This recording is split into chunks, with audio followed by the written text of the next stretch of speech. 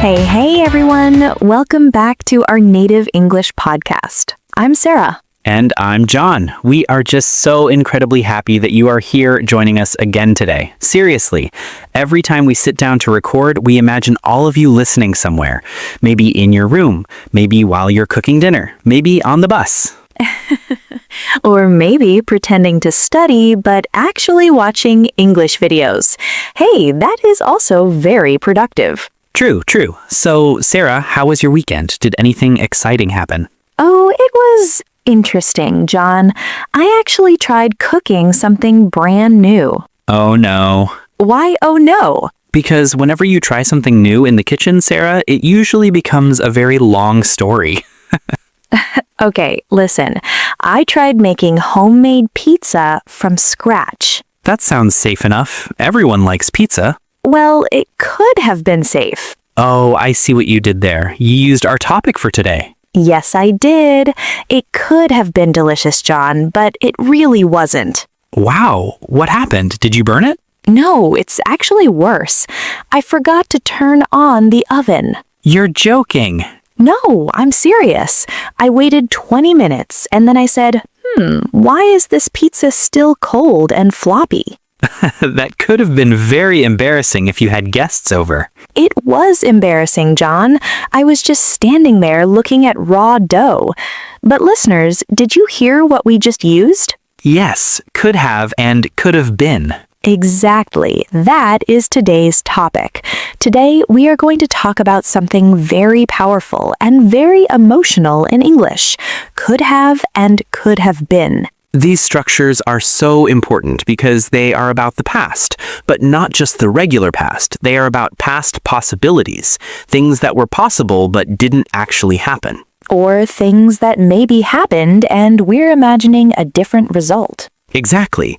Many learners understand the word could for the present, but when they see could have, they start to panic because now it's about the past and imagination combined. It's like a time machine for your mind. You're looking back at yesterday and saying, what if? Wow, I like that. A time machine for the mind.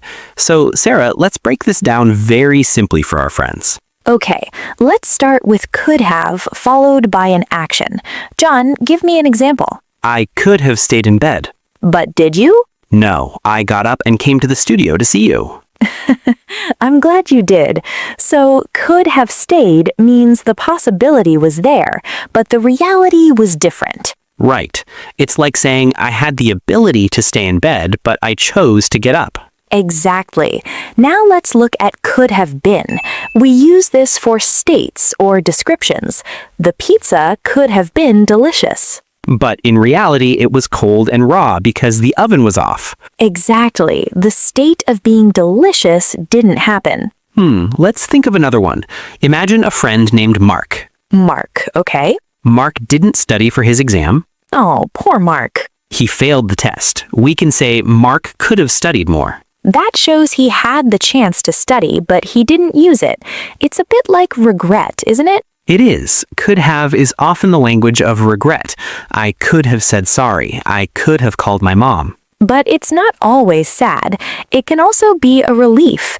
Imagine you almost tripped on the stairs, but you caught yourself. Oh, I hate that feeling. My heart starts racing. You would say, wow, that could have been a bad fall. But it wasn't. I am safe. So could have been helps us talk about dangers that we avoided.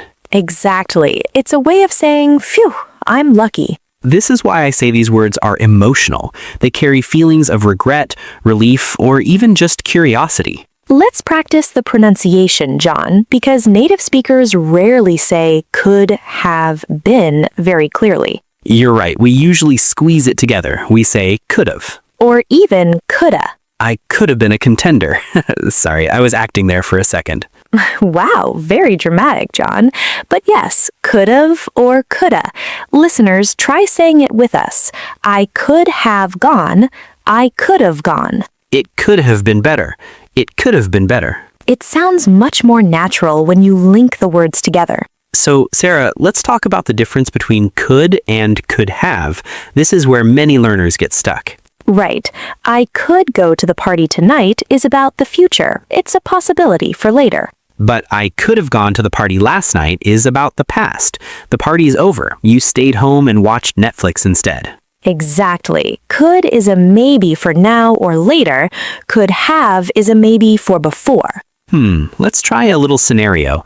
Imagine our friend Lisa. Okay, Lisa. Lisa had a job interview yesterday. She was very nervous and she didn't answer the questions very well. Oh, I feel for her. Interviews are so stressful. After the interview, Lisa thinks to herself, I could have prepared better. And she might also think the interview could have been easier if I hadn't been so nervous. Exactly. She's looking back at a past event and imagining a better version of it. But John, we also use could have when we aren't 100% sure what happened in the past. Oh, like a mystery? Yes. Imagine you see a broken window in a house. You don't know who did it. I might say a bird could have hit the window. Or someone could have thrown a ball. In this case, I'm not regretting anything. I'm just guessing about the past. That's a very important point. Guessing versus regretting. So he could have been late because of traffic. I don't know for sure, but it's a possibility. Exactly. You're using your time machine to look for clues. I love this time machine idea. It makes grammar feel more like an adventure, doesn't it? It really does. Now let's look at the grammar structure for just a second. No panic, I promise. Okay, keep it simple, John. It's always could have plus the third form of the verb, the past participle. Like could have done, could have seen, could have gone. And for could have been, it's always been because that's the past participle of to be. So could have been happy, could have been late, could have been dangerous. Learners sometimes try to say could had. Is that ever right, Sarah? Never. Even if you are talking about the past, the word have stays exactly as it is. Could have. That's a relief. One less thing to change. Exactly. Now, John, let's talk about why people find this difficult. I think it's because it involves two steps. Step 1, think of the past. Step 2, think of something that didn't happen. It's like a parallel universe English. Wow, you are full of great metaphors today. First, a time machine, now a parallel universe. I'm trying to keep it interesting, but it's true. One universe is what actually happened. The other universe is the could have universe. Let's practice switching between universes. Universe A, you didn't call me. Universe B, you could have called me. Universe A, the movie was boring. Universe B, the movie could have been more exciting. Universe A, I bought the blue shirt. Universe B, I could have bought the red one. I see how it works. It's like comparing reality with imagination. Exactly. And as you become more advanced in English, you will use this all the time to express subtle feelings. Like being polite. Oh, that's a good point. How do we use it to be polite? Well, instead of saying you are late, which sounds a bit mean, You could say, you could have called to let me know you were running late. it's still a bit of a complaint, but it sounds a little more indirect and softer. I think it's still a little bit strong for a complaint, but it's definitely very common among friends. True, it shows that there was another option available. Let's look at another one. You could have told me. That's a classic, like if your friend gets married and doesn't invite you. Wow, you could have told me. Yes, or if there was a huge sale at the mall and your friend went without you. You could have invited me. These sentences show a bit of hurt feelings, but they are very natural.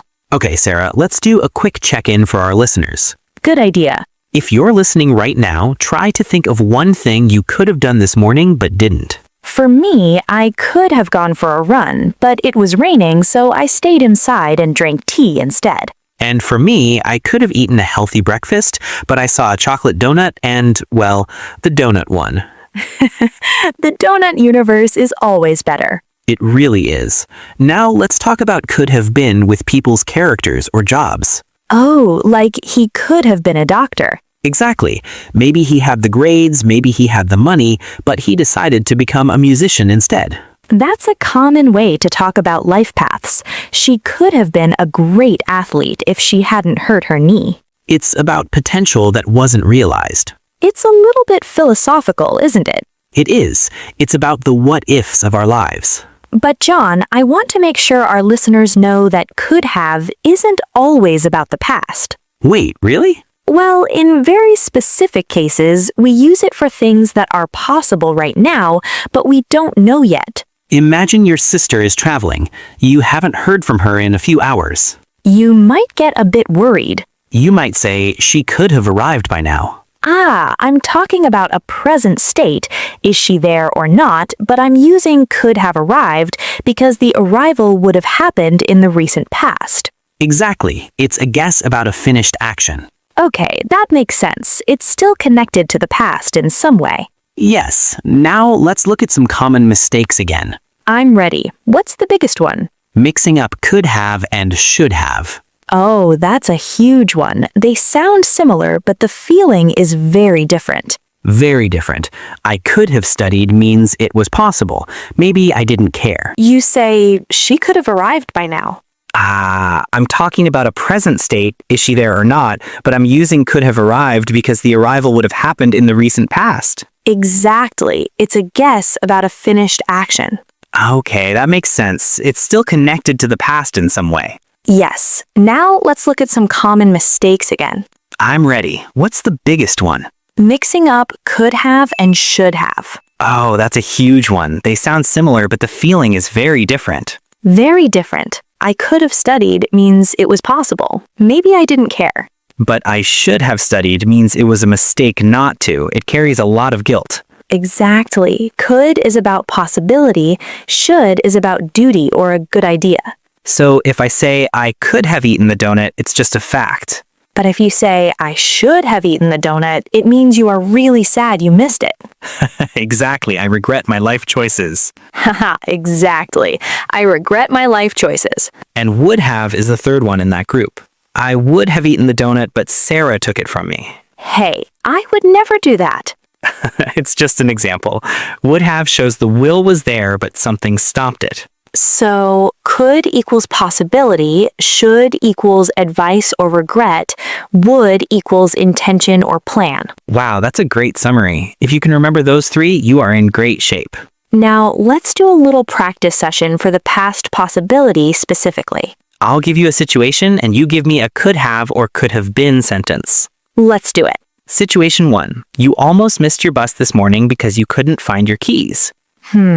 I could have missed the bus. Perfect. Situation 2. Your friend drove very fast on a wet road. That could have been very dangerous. Right. Situation 3.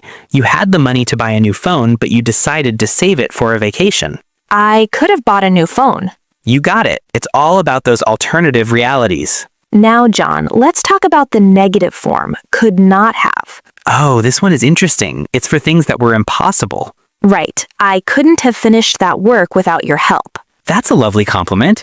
It means it was impossible for me to do it alone. Or he couldn't have been at the party because he was in a different city. It's a very strong way to say no way. Exactly. It couldn't have been better. This is actually a very high compliment. How was your wedding day? Oh, it couldn't have been better. It means it was perfect. The possibility of it being better was 0. Wow, I never thought about it that way, using a negative to say something super positive. English is full of little tricks like that. It really is.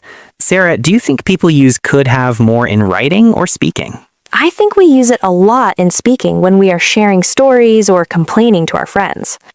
Yes, you could have told me there was spinach in my teeth. Oh no, that could have been so embarrassing if you were on a date. It was a date, Sarah. That's why I'm upset. I'm sorry, but see, we use it for those social emergencies. In writing, it's often used in history or analysis. The war could have been avoided if the leaders had talked more. Right, it's for analyzing the past. So, listeners, don't be afraid of these 3-word verbs, could have been. Just treat them like one block of meaning. Don't try to translate each word, just feel the past possibility vibration. The past possibility vibration. Wow, John, now you're getting poetic. Well, you inspired me with your time machine. I think we should give our listeners some homework. Homework? Okay, but let's make it fun. Okay, think about a movie you watched recently. Okay, I'm thinking of one now. Think of one thing that could have happened differently in the story. Oh, that's easy. In that superhero movie, the hero could have just called his friends for help at the beginning. Exactly, and then the movie could have been over in 10 minutes. But that would be a very boring movie. True, but it's a great way to practice. He could have done this. The ending could have been better. Or think about your own day. I could have taken the stairs, but I took the elevator. I could have stayed at work late, but I came home to see my family. These are the small ways you start thinking in English. And that's the goal, isn't it? To stop translating and start feeling. Exactly. English isn't just a set of rules in a book, it's a way to express your heart and your imagination. I love that. John, before we finish, let's do a quick comparison of the 4 main possibility states. Okay, I'm ready. Let's use the word go. State 1, I could go, present or future possibility. State 2, I could have gone, past possibility, I didn't go. State 3, I could be going, possibility happening right now. State 4, I could have been going, past state possibility, very rare but possible. Wow, that last one is for the masters. Let's stick to the first 2 for today. Good idea. Could go versus could have gone. Could be versus could have been. Time changes the meaning. That's the key. Every time you practice, you're changing your future English skills. You really are. Your English could have stayed at the same level, but you chose to listen to this podcast. Nice, you used it perfectly. Thank you, thank you. So friends, don't be afraid. Mistakes are just proof that you're trying. Your English could have been perfect if you were born in London, but then you wouldn't have the fun of learning it now. What a positive way to look at it. I try. Well, I think that's all for today's episode on could have and could have been. I hope this helped clear up some of the confusion. Remember, it's just a time machine. Use it to explore your past and your imagination. If you enjoyed this, please make sure you like the episode and subscribe to our channel. It really helps us reach more learners like you. And write us a comment. Tell us one thing you could have done yesterday but didn't. We love reading those. They're like little windows into your lives. They really are. Practice makes progress, everyone. Don't be afraid of the could have beens. Exactly. Today is the best day to continue your journey. Thank you for listening. I'm Sarah. And I'm John. We will see you in the next episode. Bye-bye, everyone. Bye.